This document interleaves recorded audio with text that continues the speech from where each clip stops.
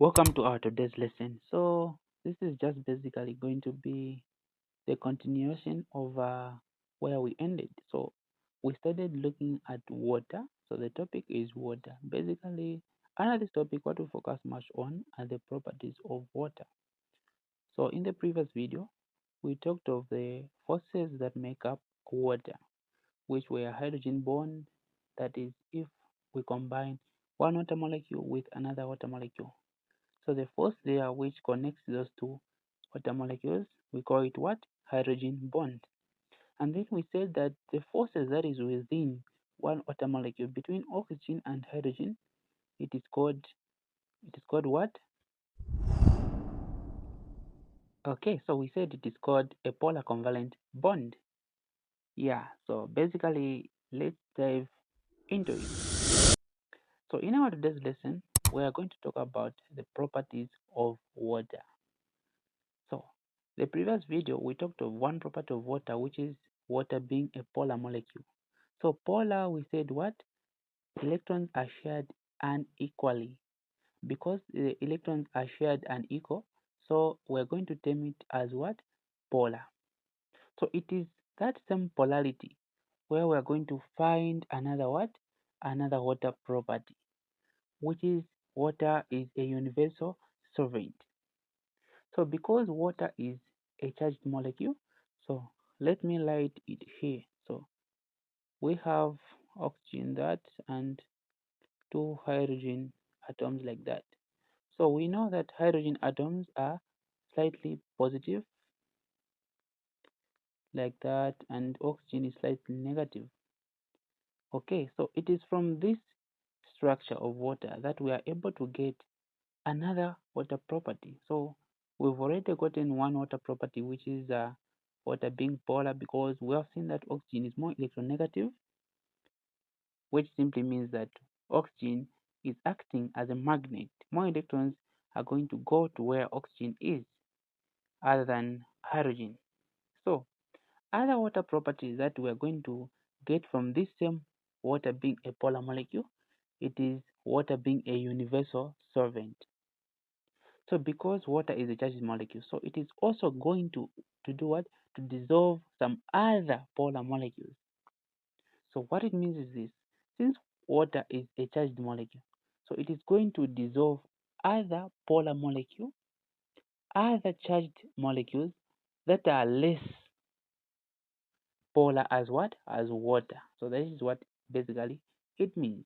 So water is a universal solvent. And by universal we mean it is able to dissolve everything that you may think of. Okay, so the word is universal. So let me write it here. Universal. So water is a universal solvent. So the word universal means something which is found where? Everywhere. Now here we are talking of universal solvent. It means it is able to dissolve anything. So anything that you may think of, water can dissolve it. So I know some of you have already started arguing in your mind, saying, how come water doesn't dissolve some rocks, some maybe huge metals?" Okay, so this word universal solvent. So for water being a universal solvent, it doesn't mean that it is going to dissolve it there and then. No. So some materials take maybe thousands of years, millions of years to do what? To dissolve. But eventually they will do what? They will dissolve. Okay. So I think that's clear. So let's go to another water property. So the other water property that we are going to talk about is adhesion. Adhesion. So water is able to show some adhesive properties. Okay, adhesion. Okay, so let us maybe break down these words. So add the word add. If we add another d there, it is going to mean what in mathematics? we are going to do what? Adding something to where? To something. So this term adhesion, just for us maybe to simplify things, very easy, very simple, and very straightforward, we are going to use this term add, meaning what? Adding something. So in short, water is able to do what? To attach itself to other properties that are other than water. So if water attaches to another water molecule, that thing, it is not going to be termed as adhesion. Why? Because adhesion, it is water adding up or adding to another water molecule. So when water, maybe, let me show you something. Okay, so if this is water, so if this is water in a cup, so this is water, so that's a cup. So have we seen water is not doing what? It is not sitting down there. It is not settling down. Why? Because there are some forces that are allowing it to do what? To be where it is, to be intact like that. Okay, so what I mean is this. We have seen that water is able to cling to what? To the hose of this cup. Other properties, other water properties, adhesion.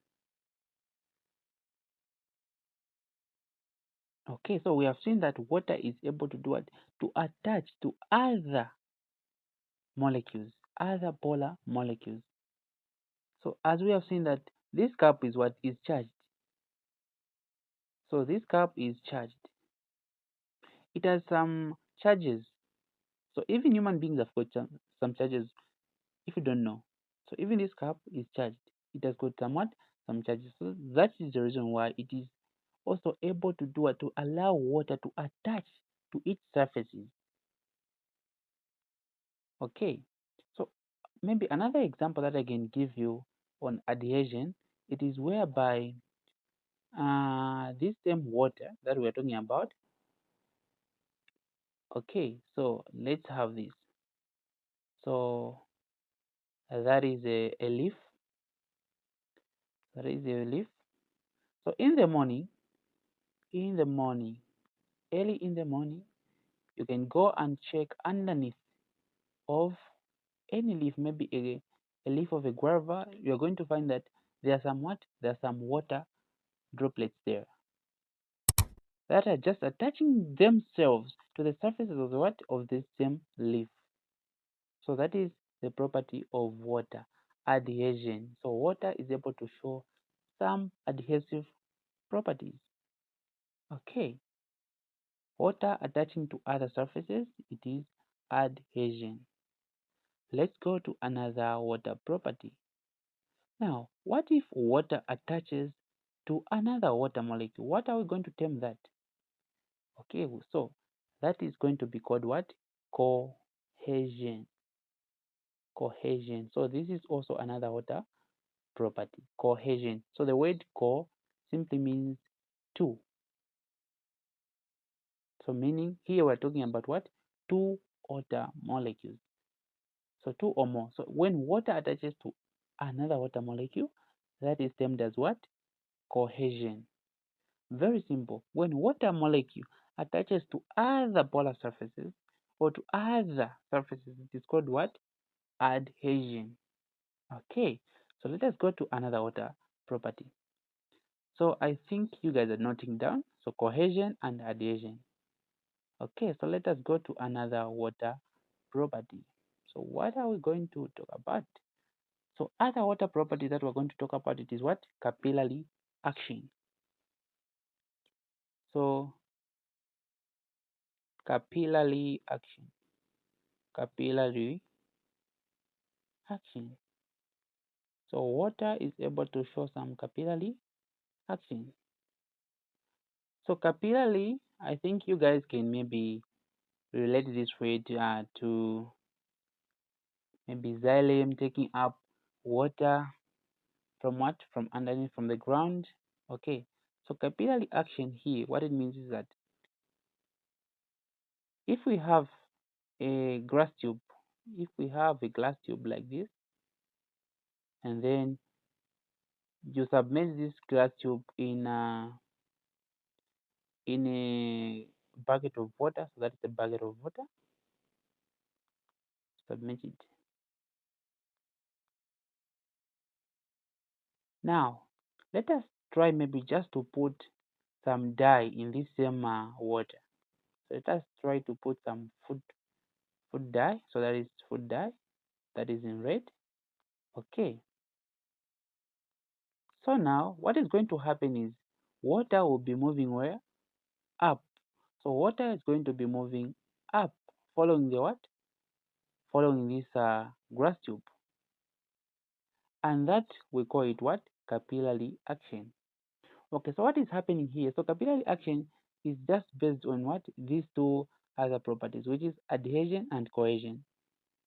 So water are going to be clinging to what? To the other surfaces, which is now in this case the surfaces of the what? Of this glass tube. They are going to be attaching themselves to this glass tube, and then as they are attaching themselves to this glass tube, the other water molecules they are going to be what? Attaching to another water molecule. So it is going to be happening like a what? Like a chain. They're attaching themselves to the glass tube, and then they are also attaching themselves where? To each other. As a result, they are moving up.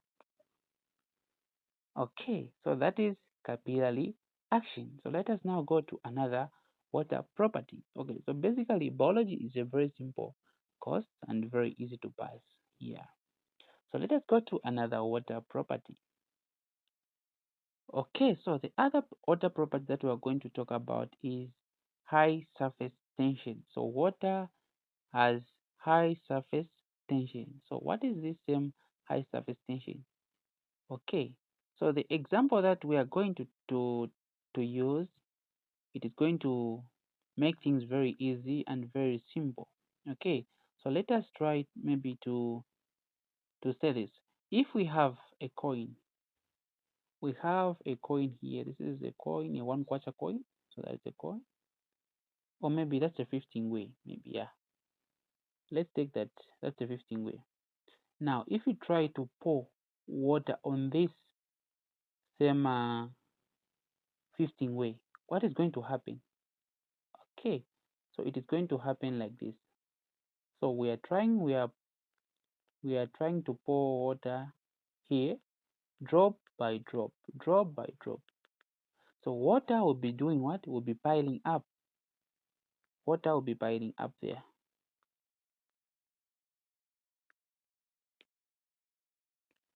Okay, so have you seen? Now it is now connecting. Look, water is piling up, meaning what? Water is clinging to other water molecules. So water, it is joining to another water molecule. This is what is happening. Other water molecules are joining to another water molecules. As a result, water is doing what? Just sitting where? On the coin. So water is being what? Being poured on the coin there. So you can try this as well at home. Yeah, you are going to find out that water will be doing what? So as you are dropping, you are pouring those water droplets on this coin. You drop it one after the other, one after the other, one after the other. You're going to find out that water will be doing what? Will be piling up on this coin instead of it going in another direction, but it will be piling on top of other water molecules, on top of other water molecules. As a result, so what will be happening is this. This is one water molecule. Another water molecule, if you pour it, it will come here. Another water molecule there. Just like that. They will be piling up like that. So we call that as what? Surface tension. So you are going to observe this same surface tension. So by the way, surface tension is a force. Tension in physics, it is a what? Tension is a what? Is a force. So even this water surface tension is also a force. So when you go maybe to a river, you're going to see that some insects are able to walk on water. You are able to notice that some insects are walking on water. But if you, a human being, try to walk on water, you can't. Why? Because you are opposing this same force. You are opposing this same force. In short, what I try to mean is you as a human being, you are surpassing the what? The forces, the capacity to hold that mass that you are having. So that's the reason why insects are able to walk on water and then human beings can't walk on water. So there's a force, there's a layer. Maybe we take that this is a river. So that's a river. So that's a river. And then we have water there. We have water. Okay. So here, just on top, there will be a what? A surface tension. Okay. So this is actually a force. Now what happens is this. The water molecules have aligned themselves what? On top there. Okay. By cohesion forces.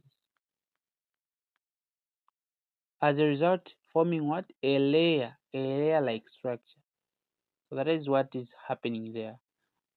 So that layer like structure, it is what we are calling what? Surface tension. You can observe that mosquitoes are also able to walk on water. Why? Because the mass of a mosquito is very little and it can't surpass the surface tension. So you are also going to observe that this same mosquito, they are also able to what? To do what? To lay some eggs on top of the water. So they can rest there, they can lay eggs there, they can do whatever they want because of what? This same surface tension.